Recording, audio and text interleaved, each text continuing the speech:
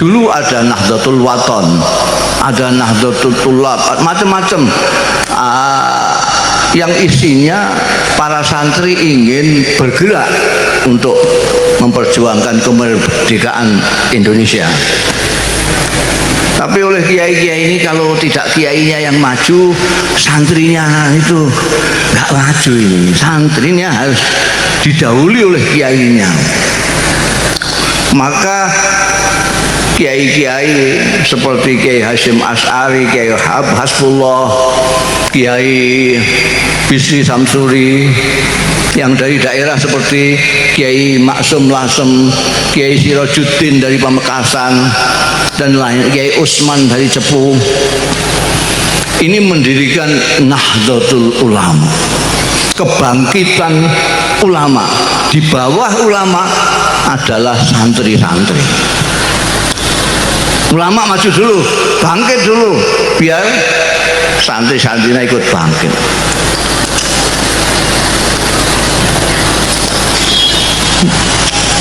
Sebetulnya Nahdlatul Ulama itu, kalau menurut saya, Nahdlatul Kiai gitu. Sebab tidak sama. Ulama itu agak rancu. Kenapa? Karena ulama itu ada bahasa Arab, ada bahasa Indonesia, ada. Ulama bahasa Arab itu jamaknya alim. Tapi di Indonesia itu ulama mufrad. Sampai kalau percaya buka kamus Indonesia ini, kamus besar bahasa Indonesia, lihat. Ulama adalah seorang ahli agama. Seorang itu kan mufrad. Jadi majelis ulama itu bisa tidak kiai, tapi kalau kiai ulama gitu. Kan Nahdlatul Ulama. Kenapa dipilih Nahdlah? Padahal Nahdlah itu bisa nuhud, bisa macam-macam. Nahdon, nuhudan, nahdlatan. Kenapa menggunakan masdar marrah? Karena keinginannya kiai-kiai pendiri Nahdlatul Ulama ini supaya bangkit sekali. Jangan kok bangkit tidur, bangkit tidur, bangkit tidur, enggak. Bangkit sekali. Ini saya katakan supaya NU yang sekarang tahu itu, ojo turu bang. Soalnya itu bawaannya orang yang mapan, itu ngantuan. Sekarang sampai lihat aja orang yang gedibakan diri, pertentangan sana kiri, itu belum mapan. NU kalem sudah mapan, malah kekaleman kadang-kadang ketiduran.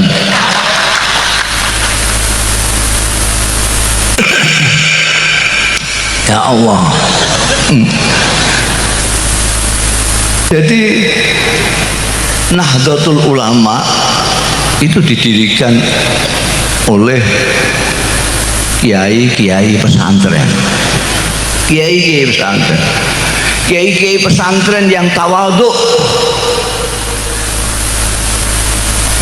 Sampai cari itu di sini namanya apa? Pesantren apa? Betet apa? Hah? Betet. Dulu namanya ndak Miftahul Ulum waktu Kiai Sirajuddin. Pesantren Betet. Ya toh?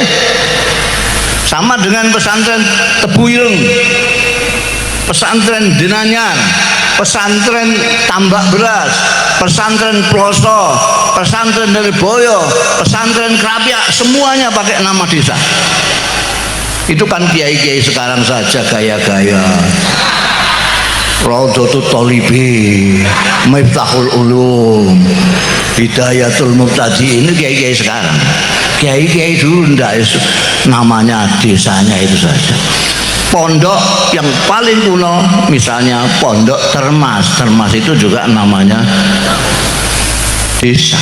Sampai dibawa menjadi tokoh nasional internasional Syekh Mahfud At-Turmusi dari Termas, Abdul Muhaimin Al-Lasmi dari Lasem, Syekh Khotib Al-Minangkabawi dari Minangkabau, Syekh Yasin Al-Fadani dari Padang. Ini kiai-kiai yang makanya cirinya NU itu desa. desa. Nah sekarang ini orang desa itu gayanya kepengin jadi orang kota. Nah ini yang rusak sebetulnya itu, diserbu oleh kota, lalu kepengin orang desa itu seperti orang kota. Kelihatannya orang kota kok gagah gitu, terus kepengin gagah. Orang kota itu berislam kan gagah gitu, gagah dan kadang-kadang malah menakutkan, saking gagahnya itu. Bintang, musyrik, kafir, itu langsung itu. Itu orang desa, wah gagah sekali. Ini baru bagus. Apa kiai-kiai di desa itu dulu saja tidak pernah melihat langit. Kiai-kiai di desa tidak pernah lihat langit, tangking tawaduknya. Orang kota mengira bahwa kiai yang tunduk itu kiai yang lemah. Bodoh dia, nggak tahu namanya tawaduk. Orang sekarang ini membenturkan kiai NU dengan habaib. Sampai lihat loh, siapa yang menghormati Habib? Siapa? Tidak ada yang nyucuk tangannya Habib, tidak ada kecuali orang NU. Silahkan lihat. Kok sekarang udah dihantam tabrak-tabrak no Habib sama kiai NU? Kalau nggak ada NU, nggak ada yang menghormati orang-orang itu, Habib yang dari. Kita lihat sejarah saja. Allah. Kalau saya itu kiai-kiainan, tidak kiai betulan. Saya kadang-kadang jadi seniman. Saya pernah lihat pameran lukisan di Magelang sana, itu ada museum lukisan besar sekali, ada pameran lukisan. Saya nonton, di antara lukisan macam-macam, pemandangan, kuda dan lain sebagainya, dan cewek cantik segala macam. Itu di situ ada lukisan Hadratus Syekh Hasyim Asy'ari, besar sekali, duduk dengan anggrengnya itu.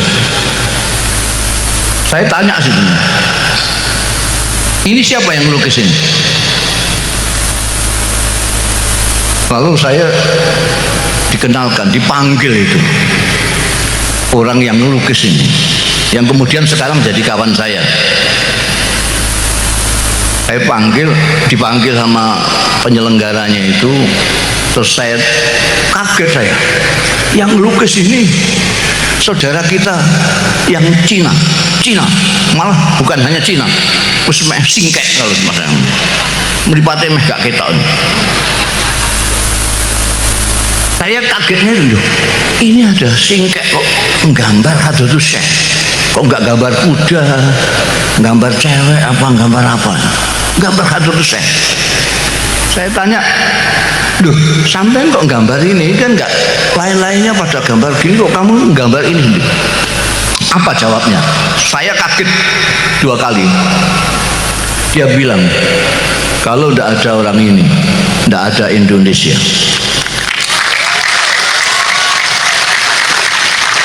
Saya itu merinding.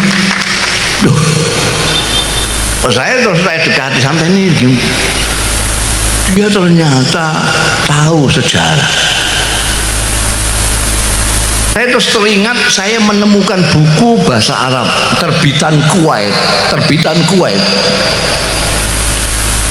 Yang menulis buku itu Syed Muhammad Asad Shihab. Dia adalah dulu wartawan yang mengcover berita revolusi Indonesia di Indonesia ini. Jadi mulai sebelum kemerdekaan beliau sudah mengcover berita-berita di Indonesia ini. Buku yang saya temukan itu, bukan saya temukan, saya dihadiahi oleh Allahyarham Kiai Abdul Mukhid Muzadi, penasihatnya Rais Am Kiai Ahmad Siddiq dulu. Judulnya buku itu Al-Allamah Muhammad Hasyim Asy'ari wadi'u labinati istiqlali Indonesia. Kalau diterjemahkan itu Maha Kiai Muhammad Hasyim Asy'ari, peletak batu pertama kemerdekaan Indonesia.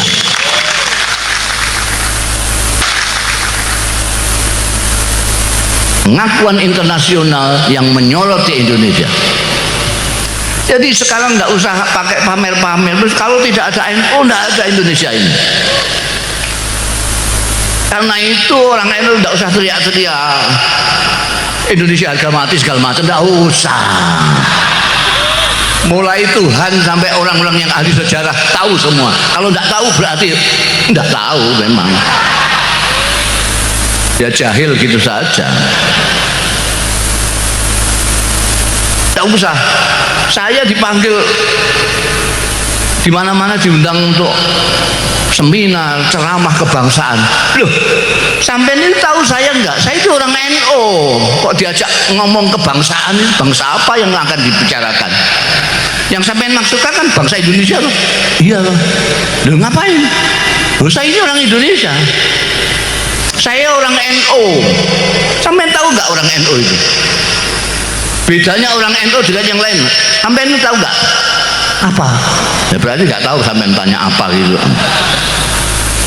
Orang NU itu adalah orang Indonesia yang beragama Islam.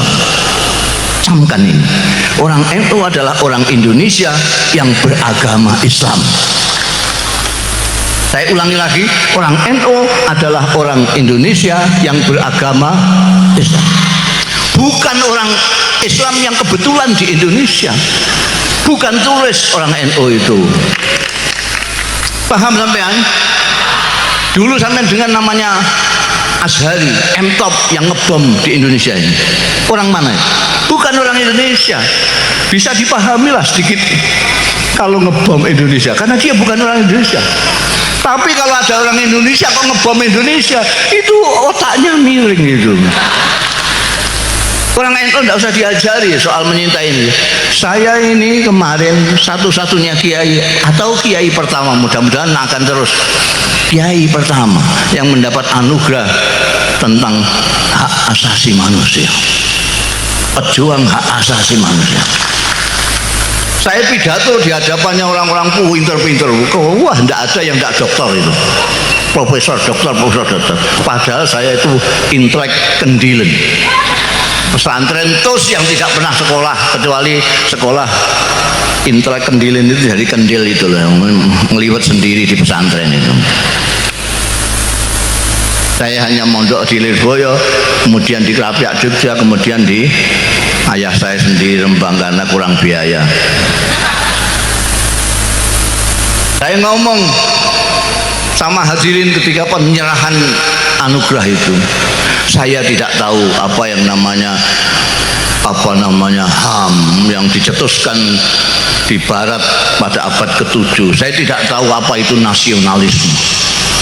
Saya tidak tahu. Isme itu dari Barat saya tidak tahu. Kalau Gus Dur tahu karena dia pernah sekolah, karena beliau intelek, orang kota. Saya ini orang desa. Tahu saya, kiai saya di pesantren mengatakan kepada saya bahwa Indonesia ini rumah kamu. Itu saja. Dan itu yang saya apalkan sampai sekarang. Kiai saya mengatakan Indonesia itu adalah rumahmu.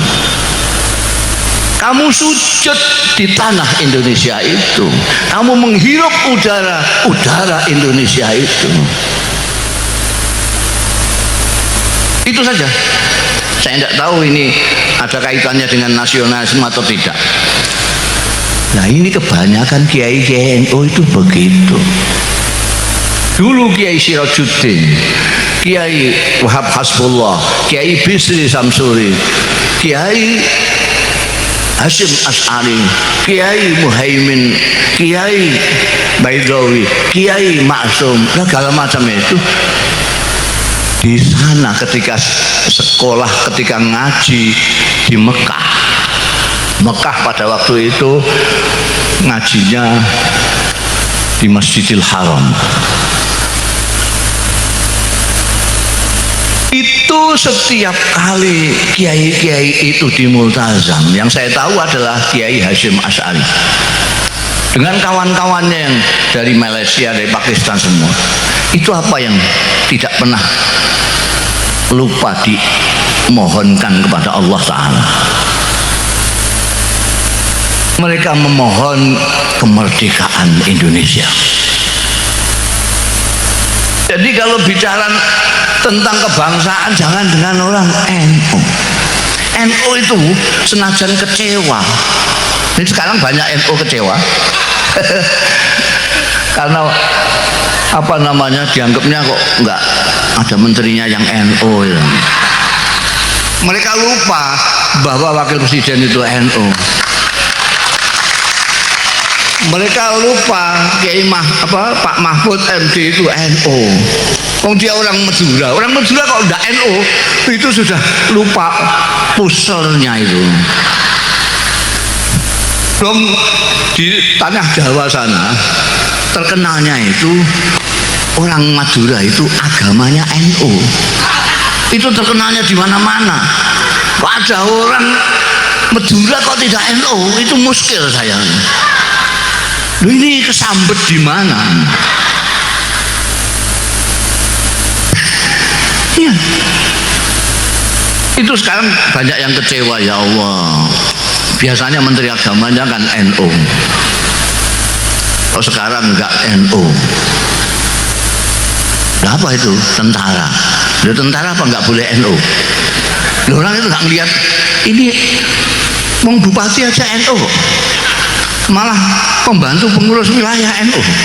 Bupati tadi itu. Jadi, tapi bagaimanapun kecewanya orang NU dengan Pak Jokowi yang tidak memasukkan orang NU ini kok sidik gitu maksudnya. Tapi tidak akan macam-macam karena kesetiaan, loyalitas daripada Nahdlatul Ulama itu kepada Indonesia, bukan kepada pemerintah. Loh, kita kalau mau kecewa zaman Pak Harto 32 tahun orang NU itu dipinggirkan paling pinggir. Sampai yang tua-tua ini masih ingat 32 tahun NU dipinggirkan. Ketika NU ikut tahun 71 ikut pemilu, itu yang namanya tentara yang bikin Golkar itu nindas NU luar biasa. Banyak kiai hilang, banyak macam-macam, tapi tetap dalam pemilu NU masih berkibar menyaingi Golkar yang pakai kekerasan itu. Habis gitu, saking takutnya sama NU, terus dibonsai, dijadikan P3. Bareng-bareng yang lain Parmusi sak piturute itu yang tidak punya umat itu, yang punya umat mau NU tok. P3 itu warisan barokah dari Pak Harto. Berarti semua partai Islam dikumpulkan di situ supaya Pak Harto gampang caranya mengontrol itu. NU bisa. Selama Pak Harto masih jadi presiden, tidak ada orang NU di P3 yang pernah menjadi pimpinan. Ingat sejarahnya. Padahal isinya sampai ke bawah itu orang NU semua. Mulai Mintarja, Naro, sampai Hasan Mitariam semua. Yang belakangan ketika Pak Harto lengser baru orang NU Hamzah Hasnai jadi pimpin. Jadi kalau kecewa sudah dulu-dulu. Boleh NU kecewa, tapi tidak bakalan sampai terus NU sekarang sudah Indonesia bukan harga mati, ya nggak bisa, tetap Pancasila. Kenapa? Karena ikut bikin negara ini yuk. NU ikut bikin ini. Pancasila, Undang-Undang Dasar 45, Garuda itu Bhinneka Tunggal Ika itu ikut terlibat pembikinannya itu, dan itu basisnya di desa-desa. Di desa-desa itu, nah ini yang perlu saya tegaskan, saya ulang-ulang untuk orang-orang desa ini. Sebab orang NU itu orang desa. Orang desa itu kalau dari segi normanya itu paling dekat dengan ajarannya Rasulullah Shallallahu Alaihi Wasallam. Kenapa? Karena orang desa itu dipimpin oleh kiai yang tidak formal, kiai yang tidak pejabat, tapi diikuti oleh orang-orang. Kiai-kiai itu mempunyai ilmu yang tidak sembarang ilmu, ilmu yang bisa dipertanggungjawabkan ila yaumil qiyamah. Pertanggungjawaban ilmiah yang paling otentik itu kiai-kiai NU, karena bisa dipertanggungjawabkan sampai yaumul hisab. Ustadz-ustadz yang sering bicara, Rasulullah Shallallahu Alaihi Wasallam telah bersabda, innamal a'malu binniyat. Seolah-olah Kanjeng Rasul itu tetangganya. Nanti akan ditanya. Sebab orang yang mengatakan mangkadzaba alayya muta'ammidan falyatabawa maq'atahu minan nar. Orang mengatakan ini dawuhnya Nabi tapi bukan, tidak jelas dari mana. Falyatabawa maq'atahu minan nar. Kalau kiai-kiai NU mengatakan innamal a'malu binniyat, dawuhnya Kanjeng Nabi, dia bisa mempertanggungjawabkan, saya dengar ini dari kiai saya. Terus ada mode baru, Islam yang pertendengan. Nah itu dari mana? Ya dari luar negeri. Negeri kalau bangsa yang saya ceritakan pertama tadi dari barat. Kalau yang saya ceritakan belakangan yang tentang keberagaman ini dari Timur Tengah. Timur Tengah kan gagah-gagah, galak-galak itu. Lalu timbullah orang-orang Jakarta galak-galak, pertentangan. Terus Surabaya juga galak, Pamekasan ikut-ikut galak.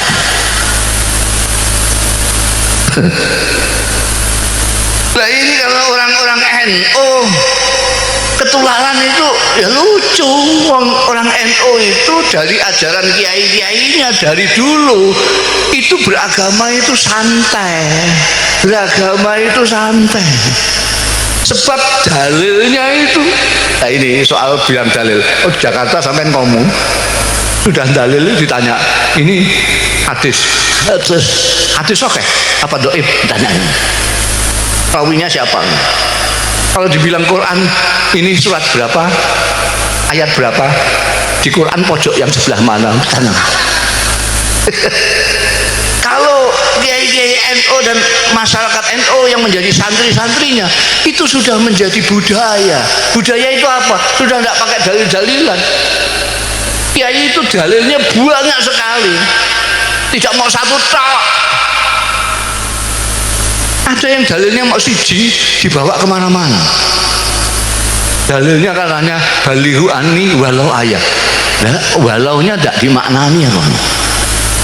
Walau tidak paham maknanya walau. Oh ya, maksudnya apa nggak tahu. Pokoknya dua ayat itu sudah peteta-peteta ke sana kemari. Nah kalau NU itu dalilnya banyak. Sampai lihat saja ke Bahsul Masail itu. Bahsul Masail itu biasa di NU itu bihi kaulani, ada dua kaul. Karena kiai sana mendapatkan makhot ini dari sini, kiai ini dapat makhot dari sini, saking kayanya. Malah ketika membahas bank itu sampai dua kali diulangi lagi, tetap bihi salah satu akwal, 3 pendapat. Jadi wong NU enak banget itu, wong ada 3 kok aku malah kiai sing ngalalno. Aku ikut kiai yang mengharamkan karena saya hati-hati. Enak sekali, santai. Sebab kiai NU punya dalil, tahu ada dawuh Gusti Allah, wa ma ja'alallah fid-dini min haraj. Tuhan tidak tahu bahwa inna dina yusrun, dawuh Kanjeng Nabi. Mau dengar siapa sampean kalau tidak mau dengar Kanjeng Nabi? Kalau soal agama mau dengar siapa? Ini hadis sahih. Kalau tanya ini hadis sahih apa enggak? Mentari di Bukhari ada, di Muslim ada, di mana-mana ada. Sumbernya dari Siti Aisyah. Bukan ad-dinu yusrun.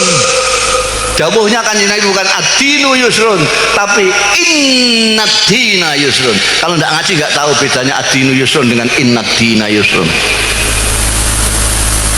Innad dina yusrun, sungguh agama itu mudah.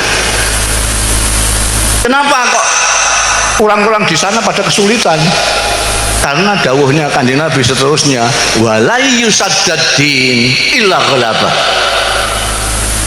Agama ini sungguh mudah, tapi kalau kamu mau memberat-beratkan agama, kamu sendiri yang kewalahan. Walai yusaddaddin illa ghalaba. Capek kamu beragama pertentangan. Oh itu kan hadis. Lu sudah hadis sahih itu masih tanya. Itu kan hadis. Memangnya firman Allah ada? Ada. Allah berfirman tidak hanya yuridullahu bikumul yusra, tidak, tapi diteruskan wala yuridu bikumul usra. Ngerti nggak ilmu Quran kan? Tidak hanya yuridu bikumul yusra, yuridullahu bikumul yusra, tidak, terus yuridullahu bikumul yusra wala yuridu bikumul usra. Apa maknanya ini? Nggak tahu, ngaji nggak mau ngaji, maunya pidato aja.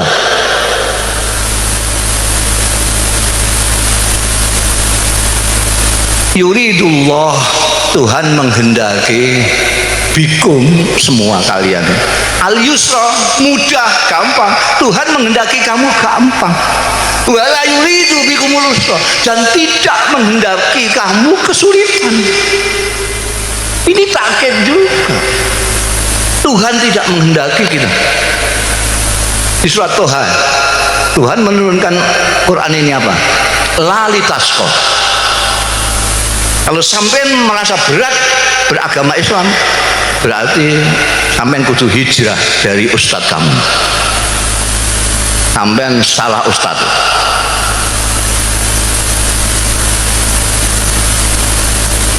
Kiai enak sekali.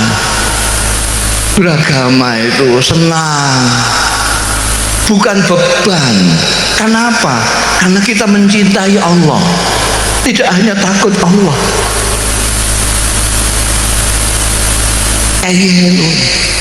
Enak. Dan lagi pula ya, saya itu kalau lihat orang pertentangan dalam beragama itu, saya itu kasihan ya, tengguyu, ingin ketawa itu. Loh ini bagaimana? Lu potonganmu kayak ngono.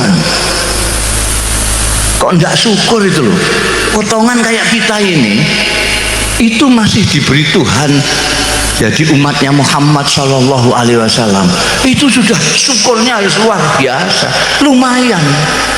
Coba orang kayak kita gini nih, kok ditakdirkan Tuhan hidup zaman Kanjeng Nabi. Kira-kira melok Kanjeng Nabi apa? Ikut Abu Jahal. Potongan gini-gini. Potongan mukanya sangarnya begitu. Kalau lihat orang kudu gitu. Zaman Kanjeng Nabi, saya itu pernah ngelamun. Itu saya bantah sendiri lamunan saya. Saya pernah ngelamun. Ya Allah, kalau saya itu ditakdirkan zaman Rasulullah itu enak sekali saya. Tidak usah hafal Quran. Ngapain ngapalkan Quran? Wong ada Quran berjalan. Asal saya dekat Kanjeng Nabi kan sudah. Kanjeng Nabi kan Quran berjalan. Kepengen dengan Tuhan yang baik itu bagaimana? Lihat Kanjeng Nabi. Kepengen dengan hamba Allah yang baik itu bagaimana? Lihat Kanjeng Nabi. Bagaimana baik dengan istri? Lihat Kanjeng Nabi. Bagaimana baik dengan tetangga? Enak kalau saya ditakdirkan zaman Kanjeng Nabi, enak itu. Saya tidak usah ngaji, nyawang-nyawang Kanjeng Nabi saja. Tapi akal sehat saya lalu bantah, oh, dapurmu ditakdirkan hidup zaman Kanjeng Nabi. Belum tentu melok Kanjeng Nabi kamu. Jangan-jangan kamu ikut Abu Jahal, lihat potonganmu gitu. Saya terus alhamdulillah, saya ini kok ngelamun kok keduren. Bahasa Jawanya ngelamun keduren ya. Di sini apa? Ketinggian ngelamun. Yang potongan kayak gini kira-kira nek jejeran dengan sahabat Abu Bakar, dengan Sayyidina Ali gitu, kira-kira pantas apa enggak kira-kira? La ilaha illallah, diapurmu. Jadi kita harus bersyukur sudah hidup di akhir zaman. Kita ini hidup di akhir zaman. Wong sudah habis kiamat kok. Wong katanya kiamat tahun 12. Ini tahun 19, kan sudah kelewat. Jadi kita itu makhluk yang paling akhir, masih dipilih oleh Allah. Hidayatullah, hidayahnya Allah yang hakiki itu adalah hak prerogatifnya Gusti Allah. Sama dengan menteri-menteri itu hak prerogatif presiden. Kok kamu mangkel, cek orang mangkel, presiden menghendaki ini ya ini. Sampean mangkel tidak mangkel, orang mana ini betet ya? Hah? Betet. Ya orang betet kok melok Kanjeng Nabi, ikut Kanjeng Nabi itu kan ya agak masuk akal. Betet sama kasan ikut Kanjeng Nabi itu ketemu pirang perkara. Gimana ya? Wong familia tidak, tetangga tidak. Enggak apa-apanya, jauh sekali. Sini Mekah itu 7 samudra. Di sini ke Madinah itu masih lewat Surabaya. Baru terbang 9 jam pakai pesawat jet. Sampai kok ikut Kanjeng Nabi itu asal usulnya gimana? Padahal ada orang yang dekat sekali, tidak ada orang yang lebih dekat daripada dia. Namanya Abdul Uzza. Orang ini dekat dengan Kanjeng Nabi luar biasa. Karena pertama dia saudaranya Sayyidina Abdullah. Sayyidina Abdullah itu ayahnya Kanjeng Nabi Muhammad sallallahu alaihi wasallam. Dia saudara kandungnya Sayyidina Abdullah. Berarti pamannya Kanjeng Nabi persis. Rumahnya tetangga pet dengan Kanjeng Nabi Muhammad sallallahu alaihi wasallam. Sini Kanjeng Nabi, di situ rumahnya. Tidak hanya itu saja, orang ini Abdul Uzza besanan dengan Kanjeng Nabi Muhammad sallallahu alaihi wasallam, anak 2. Dia punya anak laki-laki 2, Utbah dan Utaibah, dikawinkan putrinya Kanjeng Nabi 2, Sayyidatina Ruqayyah dan Sayyidatina Ummi Kulsum. Ada orang yang lebih dekat dari dia. Paman, tetangga pet, besanan, anak 2, tidak hanya 1. Itu ketika diajak Kanjeng Nabi untuk menyembah Allah Subhanahu wa ta'ala, bukan hanya tidak mau, tapi mencaci maki Kanjeng Nabi. Dia mengatakan kepada Kanjeng Nabi waktu itu, tabban laka ya Muhammad, alihadza jama'tan. Kurang ajar kamu Muhammad, orang tua-tua kamu kumpulkan, kamu ngomongnya gitu itu. Masa Tuhan enak-enak banyak kok kamu jadikan 1 tok. Dia marah-marah karena dia punya Tuhan ada 200 berapa gitu. Bagaimana sampean menjelaskan? Abdul Uzza yang begitu dekat Kanjeng Nabi, diajak tidak mau, bukan hanya tidak mau tapi mencaci Kanjeng Nabi. Sampean orang Pamekasan, siapa yang ngajak? Sampean ikut Kanjeng Nabi Muhammad sallallahu alaihi wasallam. Makanya kiai-kiai mengatakan nikmat yang paling besar adalah Islam wal iman wal Islam. Karena itu hak prerogatif ini Gusti Allah. Abu Lahab, Abdul Uzza itu julukannya Abdul Wahab karena dia marah terus, muslimnya merah terus, mukanya terbakar, makanya disebut Abu Lahab. Begitu turun ayat tabat yada Abu Lahab, anaknya dua laki-laki Utbah dan Utaibah dipanggil, ceraikan istri-istri kalian, kalau tidak kamu tidak aku akui anakku. Gitu. Gimana ada orang begitu dekat dengan Rasulullah, begitu kerasnya menentang Rasulullah. Ada orang yang jauhnya seperti kita ini tiba-tiba ikut ke Rasulullah. Itu hak prerogatifnya Gusti. Tidak bisa Abu Lahab terus bilang, kok saya yang dekat kok enggak dihidayai Gusti. Gusti Allah itu bahasa Jakartanya maha semau gue. Kaunuhu muridan, maha berkehendak. Ini yang kita harus syukur. Kita harus bersyukur dipilih Allah dari sekian miliar manusia untuk ikut Kanjeng Nabi Muhammad sallallahu alaihi wasallam. Dan kita harus bersyukur lagi bahwa Kanjeng Nabi Muhammad sallallahu alaihi wasallam, meskipun jarak kita dengan beliau 15 abad, ajaran-ajarannya masih dibawa terus. Dari sahabat ke tabi'in, dari tabi'in ke tabi'in, dari tabi'in kepada ulama-ulama sampai ke kiai-kiai yang terus memegang mata rantai ajaran Rasulullah kepada kita. Ada Tuhan. Dan saya sudah keliling, saya sudah ke Amerika, ke Eropa, ke Timur Tengah, ke Jepang, ke Taiwan, ke Korea. Tidak ada yang otentik Islamnya seperti Nahdlatul Ulama.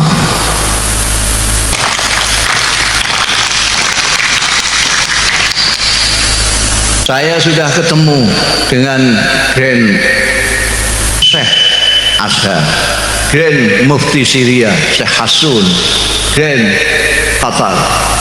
Semua pemahamannya sama dengan pemahamannya kiai-kiai Nahdlatul Ulama. Bahkan saya berani mengatakan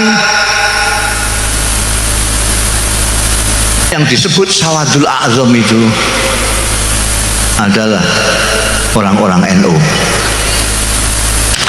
Barangkali ada kiai-kiai yang mau mencari dalil yang lain. Dalil saya adalah, saya teringat saya pernah diajak Allah yarham Kiai Sa'al Mahfud, Rais Am dan Gus Dur. Saya waktu itu masih gelandangan. Saya dolan ke PBNU, ketemu ada Kiai Sa'al, Gus Dur, Allah yarham sudah meninggal semua ini, Dr. Fahmi Saifuddin. Mereka sedang surat-suratan dengan Saudi Arabia karena PBNU dapat undangan dari Darul Ifta. Darul Ifta itu non departemental tapi langsung di bawah raja. Nah, tulisan saya bagus, jadi saya dipinjam tangan saya untuk nulis surat. Coba tuliskan surat ini. Tulis surat ke atase agama. Atase agama itu bukan lewat Deparlut, tapi lewat Darul Ifta. Karena diundang sana, di sini mau datang apa enggak? Dijawab. Yang nulis saya. Waktu ngantarkan surat ini ke atase agama, dicatat sama atasnya itu. Ini dari siapa ini? Kiai siapa? Kiai Sahal Mahfud Muhammad Ahmad Sahal Mahfud Rais ini Abdurrahman Wahid wakil ketua umum Rais Tanfiziyah ini Dr. Fahmi Saifuddin wakil ketua Tanfiziyah. Nah, saya ikut ditunjuk padahal saya cuma nulis tukang nulis tok ya. Ditunjuk kan bingung semua orang. Nah ini siapa? Mustafa Busi. Apa ini? Gus Dur itu akalnya akeh. Ini juru bicara. Loh mereka itu semua bisa ngomong kok. Bahasa Arab ya lebih fasih dari saya. Oh saya diangkat juru bicara. Saking pinternya ben saya katut mangkat itu aja. Betul katut mangkat di sana. Tepatnya cerita terus ditemui oleh Rais Darul Iftah Rajani Wahabi Abdullah bin Bas temuin tamu-tamu itu dari mana-mana ditemuin semua, tinggal kita delegasi dari NU nggak ditemuin. Beliau langsung masuk ke peristirahatan. Saya sudah seuzon, loh kok kita kok nggak dipanggil sendiri. Tahu-tahu ada utusannya bisikin kita, Syekh bin Bas berkenan menerima di ruang istirahat beliau. Jadi Syekh bin Bas istirahat gini nih, kita di depan ngomong, tanya. Yang pertama kali ditanyakan itu orang NU, kamu itu anggotanya berapa? Gak ada yang jawab. Lah saya dituduh sama Dr. Fahmi, juru bicaranya. Ya saya terus ngomong 50 miliar ya Syekh. Waktu itu saya karang 50 juta Syekh. Dia itu dari begini terus jengkel 50 miliar. Begitu dia kaget saya terus seneng saya tambahi, la yumkin aksar min dzalik ya Syekh.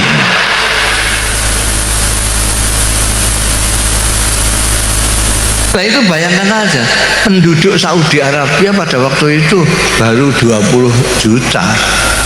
Ini kok ada organisasi kok 50 juta. Kan 2 kali lipat penduduk Saudi, lebih.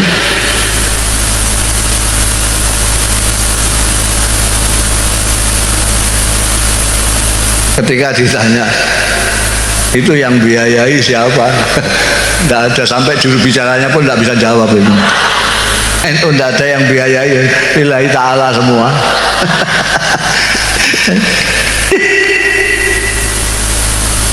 Ternyata menurut survei terakhir NU sekarang ini 80 juta.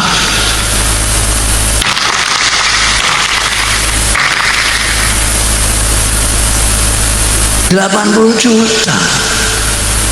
Jadi itu bisa 4 kali penduduk Australia. Jadi Islam yang paling banyak, yang mayoritas di dunia ini adalah NU. Apa salah kalau saya mengatakan ini Sawadul Azam? Di Mekah itu meskipun misalnya 100% umat Islam, itu cuma berapa? 20 juta. Berapa ya? Sekitar 25 juta. Ini tidak apa-apanya. Mereka dikumpulkan jadi satu, mesti banyakkan orang NU. Abdul Azam. Makanya kalau ada yang kecewa ya bisa dimaklumi lah. Kok kelihatannya kok gak begitu mewakili gitu loh. Kok menteri agamanya kok bukan orang NU gitu. Orang-orang gerundul kan gitu. Tapi itu perkara cilik itu. Kalau bahasanya kiai-kiai NU samanan kolila. Samanan kolila itu mansus itu. Tidak boleh. Samanan kolila itu mansus. Kalau samanan kasiron itu baru abum mansus. Lah sak gede-gede ini pangkat itu ya qalilan. Karena itu Nahdlatul Ulama dengan khitohnya itu yang dikhidmai adalah Indonesia. Orang sering bertanya kepada saya, apakah NU tidak berpolitik? Berpolitik. Berpolitik. Tapi harus tahu sampean itu. Orang sini orang berpolitik tapi nggak ngerti politik. Nah itu kata-kata kalau nggak ngerti politik kok sudah lah, nggak usah berpolitik, kita ngaji saja. Ngerti politik. Politik itu ada bermacam-macam. Ada politik kebangsaan. Ini politiknya NU, politik kebangsaan. Ketika Bung Karno jadi presiden, ulama-ulama Nahdlatul Ulama, kiai-kiai Nahdlatul Ulama mengangkatnya menjadi waliul amri daruri bisyauqah. Kalau tidak diakui, maka ini akan menimbulkan dampak yang banyak sekali. Maka menteri-menterinya agama juga tidak bisa mesahkan perkawinannya orang-orang yang kawin, naib-naibnya itu semua tidak sah semua. Ini kebangsaan. Ketika geger-geger mengenai ideologi negara, kiai-kiai kumpul di situ Bondo, nyatakan Pancasila sebagai asas. Ini adalah politik kebangsaan demi bangsa Indonesia. Itu NU. Pokoknya kalau demi bangsa Indonesia. Itu tadi katanya ketua tadi bagaimana? Malam-malam ditantang apa? Saya nggak ngerti bahasa, pakai bahasa tadi. Pakai bahasa Perancis saya nggak begitu tahu tadi. Oh malam kok ditantang, kita bangun gitu ya, tadi ya.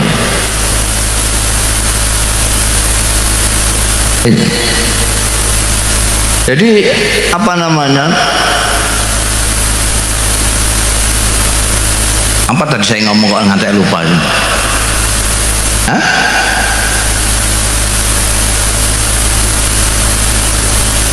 Apa? Politik kebangsaan. Jadi kita politiknya politik kebangsaan, membela kebangsaan.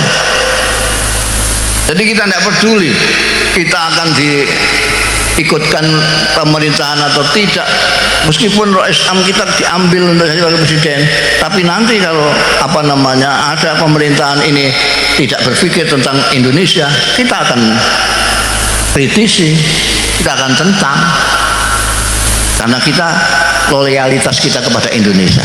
Politik kebangsaan. Dua, ini yang agak sekarang sudah jarang. Dulu kiai-kiai itu cirinya adalah ini, politik kerakyatan. Jadi kalau ada rakyat waktu berkelahi sama pengusaha, maka kiai akan mesti membela rakyat. Rakyat berhadapan dengan pejabat, kiai akan guri-guri ini akhir-akhir ini terus nggak gitu ya. Rakyat dengan pengusaha, kiainya ikut pengusaha, rakyatnya mate. Asyam. Ini politik rakyat. Yang ketiga ini yang paling suka orang NU ini, ketarik syahwatnya besar sekali. Politik kekuasaan atau yang disebut politik praktis ini. Politik praktis. Kenapa orang NU pada gak kuat syahwatnya ke politik praktis? Karena kita pernah menjadi partai dan sukses. Partai Nahdlatul Ulama itu sukses sekali. Tahun 55 itu kita hanya berapa bulan mempersiapkan, kita akan keluar dari Masyumi. Kita bisa bersaing menjadi nomor 3 PNI, Masyumi, NU. PKI kalah dengan kita. Luar biasa. Nah, yang politik kebangsaan dan kerakyatan ini yang perlu kita pupuk terus untuk meneladani kiai-kiai kita yang, dan keberagamaan kita warga NU itu sudah ada khitohnya. Tawassut wal i'tidal adalah ciri umat ini, wasatiyah ini. Kalau pertentangan jelas bukan. Kandarin. Petentengan itu tahu nggak? Di sini apa bahasa Maduranya petentengan? Petentengan itu wah pokoknya wah. Petentengan itu kosok wang sule anu kebalikannya kalem lah, kalem. Kan semangat. Petentengan itu wah kalau tidak begini pengen marah terus gitu. Pengen marah. Oh, kita itu santai karena kita punya dalil banyak, jadi kita santai. Yang punya dalil sedikit, dan itu yang kenceng-kenceng itu mulainya dari kota. Sampai perhatikan, sampai kalau meruntut sejarah, maka keberagamaan yang kenceng-kenceng bermula dari kota, dari kampus-kampus. Dan itu bukan dari bangsa IAIN apalagi dari pesantren, tidak. Itu dari sekolah-sekolah sekuler, sekolah-sekolah eksak. Koyo-koyo seolah-olah itu karena merasa baru, jadi terus semangatnya berkobar-kobar sampai lupa yang benar mana, yang tidak mana. Malah ada yang gayanya itu kita harus kembali ke Quran dan hadis. Itu orang awam disuruh kembali ke Quran dan hadis, dia saja nggak paham.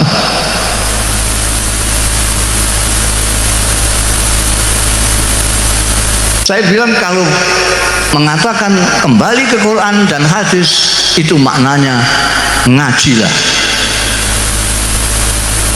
Maknanya ngaji. Kalau mengatakan Quran kembali ke Quran tapi yang dimaksud Quran terjemahan Depak, ya sama aja bohong. Tidak bisa. Quran ini tidak bisa diterjemahkan begitu saja, tidak bisa. Harus ngaji, karena Quran untuk mengetahui Quran, untuk memahami Quran itu harus ada ilmu, harus mengerti ilmu lughah bahasa Arab, harus mengerti baca, bayan, mengerti balaghah, harus mengerti ilmu Al-Quran, mengerti tafsirul Quran, mengerti asbabun nuzul. Banyak yang harus dipelajari. Enak saja lihat Syekh Google terus. Harus ngaji. Jadi tidak usah terpengaruh sampai orang-orang NU itu lah, mantap saja lah, ikut kiai, kiai-kiainya juga ikut Mbah Hasyim Asy'ari. Udah gantung saja ini. Kayak tasbih itu di sini di atas sudah ikut Kanjeng Nabi, ke bawah kita gandulan saja. Kita ikuti ajarannya yang santai, kan? Gampang tapi jangan gemampang, jangan digampang-gampangkan, ya gampang sajalah, tidak usah disulit-sulit. Kita tidak perlu pertentangan. Kalau ada orang yang ajak kelahi ya sudahlah, sana. Kamu cari musuh yang lain saja, saya lagi sedang tidak enak badan ini, jangan diajak berkelahi. Saya sedang memikirkan Gusti Allah ini. Saya tidak sempat memikirkan yang lain, saya hanya mikirkan Gusti Allah. Orang itu kalau Gusti Allah nggak dipikir itu ya akhirnya lupa. Kita itu kan ke Gusti Allah itu melewati banyak. Ada organisasi masyarakatan, organisasi politik, masih ada Islam. Itu baru ke Gusti Allah. Kalau kau sini sudah pertentangan, nggak sampai sini, apalagi sampai sini. Paham atau enggak terserah sampai itu. Wah, sudah 1:30. Cepat sekali nih. Ya.